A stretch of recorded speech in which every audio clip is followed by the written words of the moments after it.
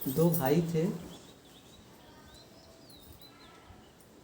और दोनों जैसे खेतों में मकान बना कर के खेती करते नहीं हैं, जिसका बहुत बड़ा खेत होता है, बड़ी सी बहुत ज़्यादा ज़मीन होती है, तो वहीं अपना मकान बना कर के खेती करते थे, रहते थे बड़े अच्छे से। तो दोनों भाई का मकान अलग अलग, खेती पास पास में, और दोनों साझा मतलब साथ में खेती। जैसे कोई मज़दूर आया तो इनके यहाँ भी कर लिए, कम पड़े तो उनके यहाँ चले गए, और ट्रैक्टर है कुछ है तो उसका भी आदान प्रदान, एक दूसरे का सहयोग, ये बड़े प्रेम से चला करता था।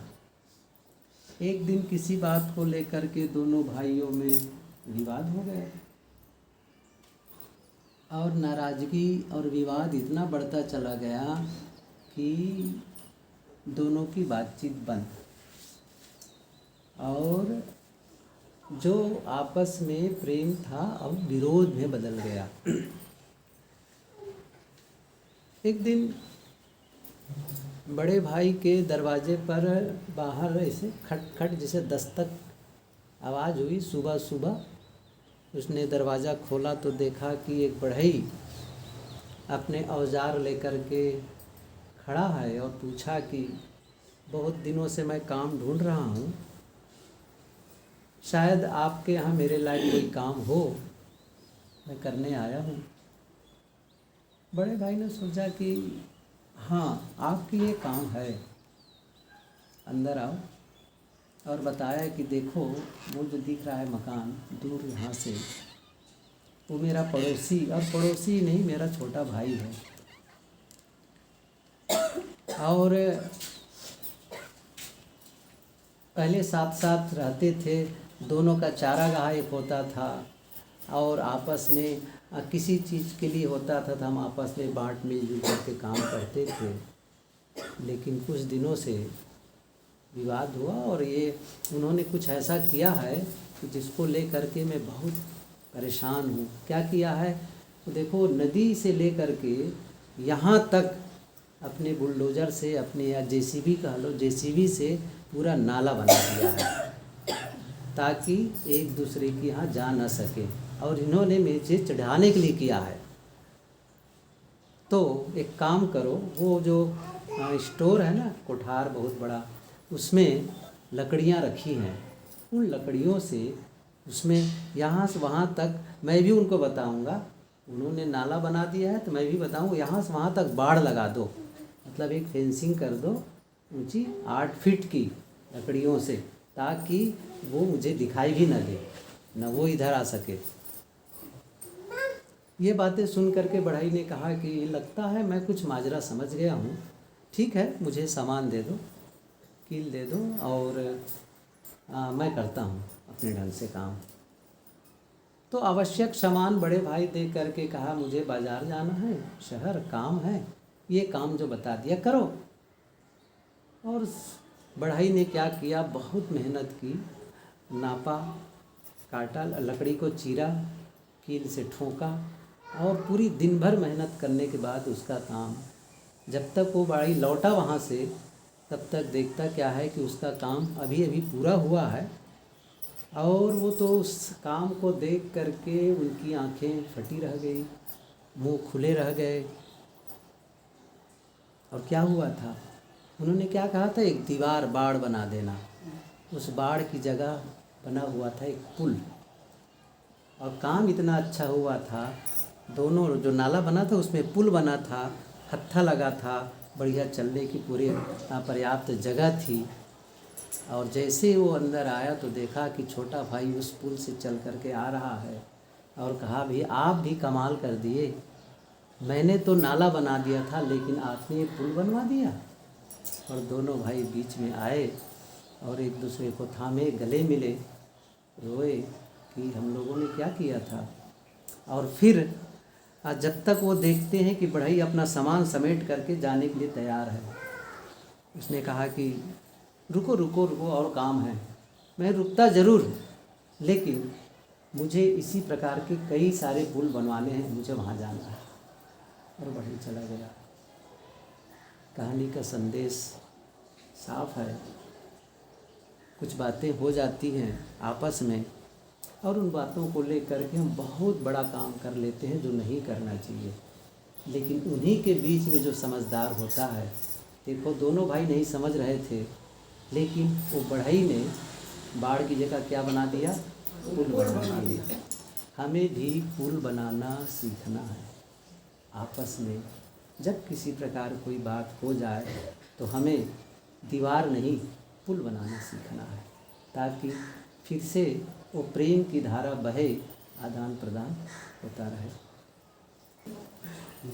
ये बहुत ज़रूरी है कि जहाँ हम लोग होते हैं कुछ न कुछ इस प्रकार की छोटी मोटी बातें होती हैं। इन बातों को लेकर के हम बहुत ज़्यादा आपस में रंजिश कर लेते हैं। किसी ने कहा है जो सबसे बड़ा बोझ लेकर के आदमी चलता है वो क्या है? सबसे बड़ा बोझ लेकर के आदमी चलता है वो क्या है? सबसे बड़ा बोझ, वैसे सिर में कुछ बोझ नहीं है, कंधे पर कोई बोझ नहीं है, लेकिन जो सबसे बड़ा बोझ है वह है मन मुटाव का।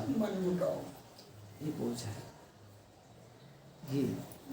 और कबीर साहब ने ये पंक्ति कही है कि थोड़ा लाद बहुत मत लादे, टूट जाए गर्दनिया, भूले मन समुझ के लाद लदनिया। समुझ के लाद लदनिया, भूले मन समुझ के लाद लदनिया। इतना बोझ न लेकर के चले कि हमारी गर्दन हल्का है। हल्का क्या है? जो हम बातों को होल्ड करते चले जाते हैं ना, रोकते चले जाते हैं और वो हमारे ऊपर बोझिल बनता है। जैसे ये खैर वजन है, इसको मैं एक उदाहरण दूँ आप लोगों को समझ में। अच्छा, अब इसका वजन मैं पूछूं कितना है तो कोई बताएगा इतने ग्राम बताएंगे ना जी, सही है। वो वजन की बात तो भूल जाइए। मैं इसको ऐसा रखा रहूं तो 1 मिनट रखूंगा तो कोई तकलीफ है? नहीं, सही है कि नहीं? लेकिन 1 घंटा रखा रहूं तो थोड़ी सी तकलीफ बढ़ जाएगी, ठीक है। और इसको मैं 4-5 घंटे रखा रहूं तो, और 24 घंटे रखा रहूं तो, समझ रहे हैं ना क्या हो जाएगी? मतलब जब हल्का है, बहुत वजन नहीं है, थोड़े समय के लिए कोई तकलीफ नहीं है। जितना आप इसको लंबा बढ़ाते चले गए इसकी तकलीफ बढ़ती चली गई। ऐसे ही हम लोगों की बातों को कितनी देर तक होल्ड करते हैं मन में। थोड़े समय रखो कोई बात नहीं है, अब बचा करके रखें। उसने वैसा कहा। अब भी मैं पहले भी कहानी सुनी थी, अब आप लोग कहते हैं इसलिए सुना देता हूँ, नहीं तो मैं बाद में सुना देता। उन्होंने कहा कि हाँ, फिर आज मन में फिर हुआ, उसको सुना।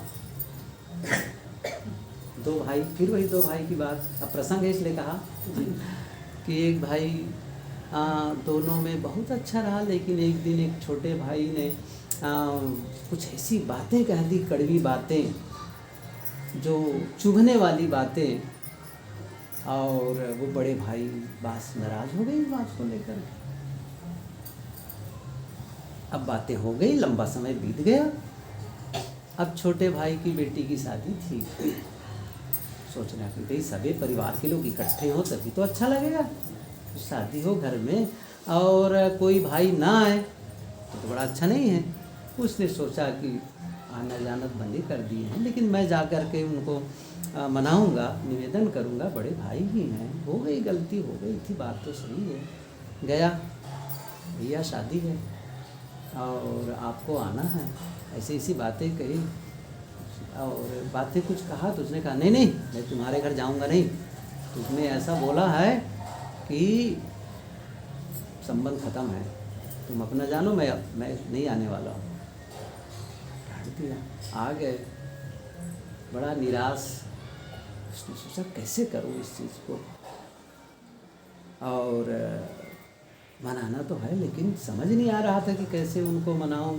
भाई आए शादी में, सब लोग रहें, कोई पूछे तो क्या होगा। फिर एक दिन किसी ने कहा कि भाई आपका भाई है ना, एक संत के पास सत्संग में जाया करते हैं, उनसे बात करो, हो सकता है कुछ काम बन जाए। उन्होंने कहा बात तो सही है। और वो चले गए संत के पास और अपनी बातें कही कि ऐसी ऐसी बातें हैं। बड़े भाई के पास गया भी था, लेकिन वो नहीं माने। उन्होंने कहा कि ठीक है, आने दो। फिर बातें हुई, सत्संग में आए तो शुरू में, अब सत्संग शुरू नहीं हुआ था, शुरू की बात थी। उन्होंने कहा कि आपके छोटे भाई की यहाँ शादी होने वाली है, आप कौन सी जिम्मेदारी ले रहे हैं शादी में? उसने कहा जिम्मेदारी की बात कहते हैं, मैं तो वहाँ कदम भी नहीं रखूँगा, जाने की बात नहीं। उसने मुझे ऐसे शब्द कहा है, कटु शब्द कहा है जिसको मैं भूलने वाला नहीं हूँ। मैं नहीं जाऊँगा, मेरा संबंध ही नहीं है उनसे। उसने कहा ठीक है, सत्संग के बाद मिलना। उसने कहा सत्संग के बाद मिलना। सत्संग पूरा हुआ, आए मिलने के लिए। उन्होंने कहा बताओ एक बात है, पिछले सोमवार को जो मैं सत्संग में कहा था, क्या कहा था उस दिन सोमवार को? अब वो थोड़ा सा रिकॉल करने लगा, याद करने लगा। याद करते हुए कहा याद नहीं आ रहा है साहब, लेकिन कोई अच्छी बात कहे थे आप, याद नहीं है। अच्छी बात कहे थे, याद बिल्कुल नहीं है। तब संत ने कहा देखो, सोमवार की बात है, ज़्यादा दिन नहीं हुआ है, और वो भी अच्छी बातें थी, उसे तुम भूल गए। और आज से कितने साल पहले तुम्हारे भाई ने कह दिया था गलत बात, कड़वी बात, अनसुहाती बात, और उसे तुम बचा करके रखे हुए हो। ये क्या है? अच्छी बातों को भूल गए और गलत बातों को याद करके रखे हुए हो। कहे सुने उनको बात समझ में आई। जब मैं अच्छी बातों को याद नहीं रख सकता हूँ तो गलत बातों को क्यों याद रखा हुआ है? जो उसको ही बोल जाना चाहिए। और किसी के कहे हुए शब्द क्यों? होता क्या है, हम सबकी एक मानवीय फितरत है। हम सब क्या करते हैं, अच्छी बातों को तो भूल जाते हैं और गलत बातों को बिल्कुल उसको बचा कर, क्यों बचा करके रखते हैं? क्योंकि उसको बार बार रिपीट करते रहते हैं, याद करते रहते हैं, दोहराते रहते हैं। उसने ऐसा कहा था, उसने ऐसा कहा था, ऐसा कहा था, और वो बातें वहाँ पर ठहर जाती हैं, रुक जाती हैं। और जब जब उसकी याद आती है कैसा लगता है? मैंने एक दिन कहा भी था कि जब जब वो बातें याद आती हैं क्या प्रसन्नता होती है, अच्छा लगता है, सामने वाले के लिए भावना अच्छी बनती है, अपने मन में अच्छा भावना बनती है नहीं। और बल्कि उस समय जो हमको तकलीफ़ हुई थी वो तकलीफ़ अभी याद किए फिर होने लग जाती है। हर बार हम उसको चुभ रहे हैं, उससे हर बार हम उससे चोटिल होते चले जा रहे हैं, लेकिन बचाए चले जा रहे हैं। अब बदलना है। क्या बदलना है? अच्छी बातों को याद रखनी है, गलत बातों को भूलने का काम करना, क्योंकि उससे कोई फ़ायदा किसी को होने वाला नहीं है। ये पता नहीं हम लोग कैसे बचपने से सीखे हुए हैं, संस्कार ऐसे बने हुए हैं। कितनी बार मैं कहा करता हूँ कि जैसे मेरा ही एक मित्र आ जाए या आपके कोई रिश्तेदार हो या कोई परिचित में से कोई आ जाए और बैठे आपस में बातचीत करने लगे और आपकी अच्छाइयों की वह बखान करने लगे, प्रशंसा करने लगे, आपने इतना अच्छा काम किया, वो किए, ये किए, ऐसे बहुत सारे वो अच्छाइयों को गिनाने लगा। कल्पना करो, गिनो तो कितनी अच्छाइयाँ रही होंगी। वह 10 अच्छाइयों को गिना दिया आपके। सारी अच्छाइयों गिनाने के बाद में अब चलने का वक्त आया, तब उसने क्या कहा? ये सारी बातें तो सही है, लेकिन तुम बड़े बेवकूफ़ आदमी हो। एक शब्द कह दिया और चला गया। मैं पूछना चाहता हूँ, अब आप याद वो 10 बातों को ज़्यादा याद करेंगे कि अंतिम की एक बात को याद करेंगे? अच्छा, क्यों? प्रशंसा भी किए थे 10 बार, संस्कार वही है साहब, प्रशंसा भी किए थे, सही है कि नहीं है? हाँ। क्या होता है, गलत बातों को इतना संग्रहालय हो गया है, पूरा म्यूजियम बन गया है। अच्छी बातों को टिकने का अवसर ही नहीं मिलता है। खाली स्थान मिले तब तो बताओ। यहाँ पर अभी हम लोग इतने बैठे हैं, 10-15 लोग बैठे हैं। अच्छा, 50 लोग और आ जाएं, कहाँ से बैठेंगे? जगह खाली हो तब तो बैठेंगे। जैसे हम लोग ये चौकी पर बैठे 2 जने, अब इसमें 5 लोग और बैठना चाहें, अभी खाली करेंगे तब तो बैठेगा कोई। ये बर्तन पूरा भरा हुआ है, सही है ना? अब इसमें हम कहें कि भाई इसमें और डालो, अरे खाली करोगे तब तो डालोगे, खाली करना पड़ेगा। सही है कि नहीं है? तो किससे हम लोग भर लिए हैं? कचड़ा से, कचरा से। गलत बातों से। तो अच्छी बातों, और इसीलिए कई लोग कहते हैं हम पढ़ते हैं याद नहीं रहती, सुनते हैं भूल ही जाते हैं। कहाँ से रहे वहाँ, जगह तो हो टीके के लिए, अच्छी चीज़ों टिकने की जगह भी तो होनी चाहिए ना, तो कहाँ से क्योंकि गलत चीज़ों का संग्रह इतना ज़्यादा है। बस ये, अब ये जिसको बदलना, मैं यही कहता हूँ, यही तो पूजा है, यही तो साधना है। अब इसमें कठिनाई है, लेकिन जीवन का लाभ इसी में होने वाला है, असली काम यही होने वाला है। तो उससे लोग डरते हैं। सरल क्या है, अगरबत्ती लगा दो, फूल चढ़ा दो, ऐसा कर लो, ओम नमः शिवाय, ओम नमः शिवाय 4 बार कर लो, सही एक नहीं है, खत्म। क्या बदला? कुछ बदला? कुछ गया भीतर? कुछ धुलाई हुई? नहीं। पूजा के पहले भी वही, पूजा के समय भी वही, और पूजा के बाद भी वही। वक्त लगता है भीतर को प्रक्षालित करने में, सफाई करने में, और हम वक्त नहीं देना चाहते हैं, और हम खाली नहीं होना चाहते हैं। ऐसा लगता है जैसे पवित्रता से नफरत है, निर्मलता से घृणा है, गंदगी से ही हम लोग बिल्कुल प्रेम बना लिए हैं। नहीं, अब बदलना है। मेहनत भले लगे, लेकिन एक बार कहीं आप लेयर तोड़ दिए ना, तब आप देखना जीवन का असली आनंद। अभी तो आनंद मिल ही नहीं रहा है जीवन का, सही कहो तो जैसे कुहासे के अंदर हैं, पता ही नहीं चल रहा है।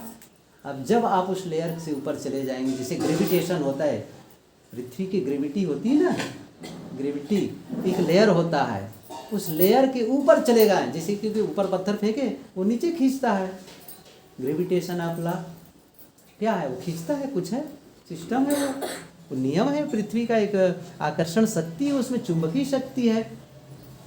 तो लेकिन एक सीमा तक के है, जब उस सीमा को लांघ गए तो जानते हैं क्या होता है, फिर तो आप तैरने लग जाएंगे। मनुष्य मछली जैसे पानी में तैरता है, वैसे ही, आश्चर्य लगता है ना, वैसे ही होता है वो। जब आप स्पेस में लोग जाते हैं पूरी तरह से वहाँ, तो ऐसे ही होता है वहाँ पर।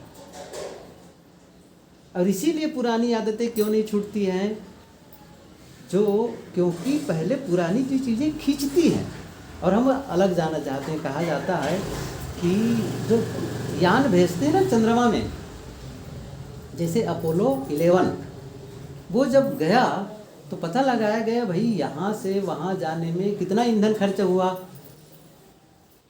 तो ये निर्णय मतलब रिसर्च हुआ, तो कहा कि पृथ्वी से गुरुत्वाकर्षण के लेयर को तोड़ने में, मतलब उधर जाने में जितना ईंधन लगा था, वहाँ से जाकर के लौटने में नहीं लगा था। कैसे? देखिए, ये एक चंद्रयान है और ये ऊपर उठ रहा है, ठीक है कि नहीं? तो उठने में शक्ति लग रही, ईंधन लग रहा है, तो अब नीचे पृथ्वी क्या उसको खींच रही है नीचे की ओर, अपनी जो गुरुत्वाकर्षण शक्ति से खींच रही है ना, तो खींच रही है, उसको भी तोड़ना है और ऊपर जाना भी है। कितना ईंधन लगेगा? जैसे आप कल्पना करिए, आपको एक आदमी पीछे से कमर को पकड़ ले और खींचे, सही है, और आपको आगे जाना है, तो ताकत ज़्यादा लगेगी कि नहीं? ताकत ज़्यादा लगे। सही है कि नहीं? वही बात तो है।